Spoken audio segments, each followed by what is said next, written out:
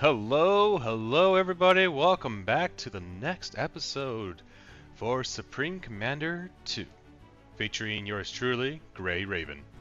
Now we're going to go ahead and jump straight into the next campaign, and that is going to be, wow, Episode 3, The End of an Alliance in Chapter 1. Again, we will be continuing this on hard mode. Let's go ahead and launch right in. Love the name of these titles. Alright, Weddell Strait. So now we're going to be using engineers to actually take over locations. This is important to know because later on this can assist us with actually conquering other locations. Now, I don't want to burst anybody's bubble. I am pressing the wrong button. It says Tiger Shark Submarines. These are these guys.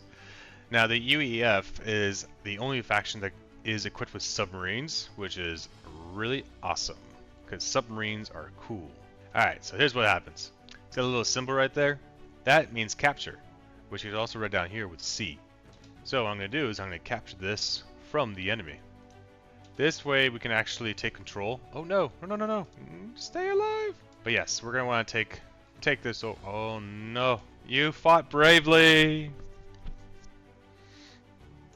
I gotta send my fighters over there. Oh boy, way too much. I lost one plane. So we're gonna go ahead and build another air base, build another naval station, build 3 engineers. See, right here is the anti-air. We just need to get our navies to upgrade at that point. See, now the submarines are actually trying to attack the ship. It's not looking good. No, it's not looking good. He hasn't taken any damage. Right now my mass is low. I'm not making much, so I can't be wasting all of my troops on these small skirmishes. I can only spend it on worthy fights. Okay, we need to build more subs. So here's the fun part. If I click on this, I only get the 1. But if I double click on it, I now get 2. And now this means if I press once on this, it builds 1 sub in each of them. So if I have a massive amount of these things, I can then build up an army really fast. This factory is going to build 2 submarines. This is going to be useful, especially in the long run, when I'm going to need more of these things to actually combat all the future enemies. Now, what I'm doing over here next is I'm having these engineers assigned to these factories. I mentioned this before, but this will allow the construction of all planes a lot faster. This way we can get some more planes up and going a little bit quicker, which would be very convenient. Not going to worry about land right now because it's not going to help us. Land units are kind of useless in this map. We're going to be focusing on air units and naval units. So based off our secondary objective, we want to get the Poseidon battleship, which is really cool. It's like a big ship. I mean, how else am I supposed to describe it? It's a ship. So what's really intense about this is that there is no like pause button, so I can't actually issue orders slowly. It's funny that these planes are trying to attack my subs, but they can't. Take them out. Build some mastodons here. Oh my goodness. There, jeez. That was slightly annoying. Oh boy, let's get those fighters out. Oh, all my subs are gone. That makes me a little irksome. We're gonna need to build more of these naval things. You guys, 2 is not enough. We need 5. And let's go ahead and have you capture that. No! No, don't die! No! Such a sad day. Alright, all these ships are firing upon this guy. Oh, he's shooting torpedoes at me. Oh, he does a lot of damage. My goodness, this is taking a long time. I'm not going to deny that. There we go. Take the damage. Wow. Alright, this is getting ridiculous. Look at those pretty ships. It almost feels like we're the United States. Right now I'm having them take out this thing here. It's what's known as a tech cache. This will give us bonus research points right over the top.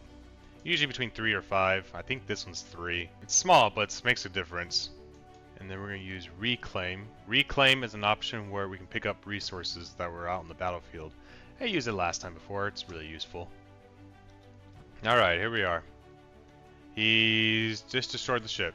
I'm not gonna lie, this is kind of a sad moment right at the moment. 5 subs, 3 cruisers, just lost them all. So that's really irksome. How dare you attack my engineer? He was not doing anything wrong. The problem with naval ships, here's the issue. So this Tiger Shark, the submarine, costs 95 mass and 238 energy. This Mastodon costs 247 mass and 475 energy. Compared to the planes, it's 50, 65, and 70. You can see the issue here where on a map like this, having to go for naval dominance can be very resource consuming. So, sadly, in order to actually make any advancements onto this battlefield, we do need naval because these two ships have anti-air. 1, 2, 3, 4, 5, 6, 7, 8, 9, 10. That will give me 20 broadswords over time. So now we're going to grab all these guys and have them start hunting this guy down. So now with the combined force of the cruisers and the subs, we should be able to knock this guy out a lot faster. Oh, where do you think you're going? All subs, move up that way. Get the Kraken. The Kraken's a fun enemy. In this case, the Kraken is somewhere out here in the middle, but it's like an experimental submarine that the Submarines have. Fun little weapon. Really mean. Oh, my engineer is dead again. We need to secure the skies. He's got anti-air, which is right. Oh my god, that's a lot of anti-air. That's a lot of anti-air. Get out of there. You guys are not going to survive. Look at that. I already lost like a few. Oh my gosh. I had 11 planes and I have 4. See, anti-air is a meanie. Are they? Oh, they're hitting my broadswords. Alright, we're going to need to get an engineer over here, huh? Yeah. If you guys didn't catch that, I needed combined naval and air assault, which is kind of a big deal. There's the Kraken. Look at that thing. Isn't that nuts? Imagine that being as a submarine in the modern era. So right now the Mastodons are doing some damage to him. So what I want is this right here. The Atlantis II is an experimental aircraft carrier. Oh my goodness. If this thing actually existed in the real world, the United States, because they're probably the only ones who could feasibly do this, and combine that with some maybe Russian submersible technology, this could be feasible between the two of them. For now, we're going to grab that. Where's my air defense? That's never a question I want to ask. Hey, John, where's your air defense? Great question. No idea. Anti-air. Now the naval units are going to be really useful. Now this is also an anti-air field, basically. By doing it like this, we're now essentially creating an anti-air area right here. Oh, look at this guy. Look at him. Look at that boat. Isn't that boat cool compared to the cruisers right next to it? Oh, come on. Just park it all. It's all parking next to each other. Oh, yeah. Take a look at that, baby. Oh, there it is. Key screenshot right there. Kaboom. Oh, yeah. Let's get this baby built. Fun fact. As you can see here, the anti-air is being installed. So here's the thing. Anti-air is an awesome weapon because it can be built on land or on water.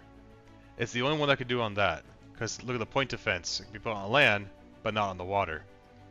It wouldn't make sense to put point defense in the water. But anti-air apparently makes total sense to put on the water. And now these guys are trying to puncture through, but they cannot because my training of my subs are now a lot stronger. Have those subs start hunting down that Kraken. I'm losing all my planes. Yeah, see, it takes 10 subs to take this destroyer down. Now that destroyer is destroyed, ironically. This thing's going in circles, so my subs are overlapping with one another. It's really funny. But check out its health. It's dropping really quickly. Look at that. Look at that. Oh, yeah. Almost there. Almost there. 9,000! We took out their Kraken. This is important because this will allow our Navy to actually puncture his defenses a lot easier. And dead. Now that we have control of the entrance of the port, I'm going to have these subs on a patrol. Oh my gosh, I need to stop spending mass. In order to build the things I really want, which is this thing right here, which I really want, and I want to show you guys so badly. So what I'm doing is having these planes hover basically up and around these the rest of these ships, so they're providing air support for the the ships themselves. Alright, Navy's strengthened, and Air Force is basically strengthened. So this engineer should follow this guy. He can't hit what he can't see. Alright, so our main target's in this area here. Now, even though he can't build the point defenses on the water, they still act as a defense against the ships themselves if my ships get close enough. But as you can tell, my ships don't need to get that close. Don't touch my boats! Let's actually move you guys in, because I feel like he's got his... There it is. Yeah, destroy that thing. Ah, look at that thing. He's building it now. Experimental aircraft carrier. So, here's the thing. With this baby, I'm going to have it start building eagle eyes. Dive. Whoa, look at that animation. Now, that's an aircraft carrier that's underwater. I don't know about you, but that's really cool. And when I was a kid, this blew my mind. This was before the heli carriers were introduced to us through the Avengers. So I thought this would be the coolest thing ever. I lost a ship. That's not good. You took out one of mine. I will build 3 more. As you can clearly see, he's losing his entire base. And there's our target. See, all that aerial support is now really getting to this guy. Alright, here we go, here we go. Ah, got him. What a coward. And now with my little wonderful ship here, we'll unload all of my bombers. Look at that. Oh, it's not much, but it's still pretty good. And now we start bombing the megaliths. Oh yeah, see? We got him. We got him. It's like a bunch of fleas attacking a wasp.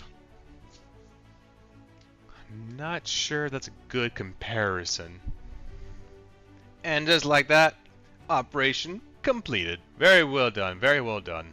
Well, that's all, folks. We're gonna have time for one mission this time around, mainly because the first one was pretty short, so I was able to fit it in with the second one. But if I can complete the missions a little bit faster, I might be able to squeeze in 2 at a time. Anyways, thank you very much. Have a good day, month, and year.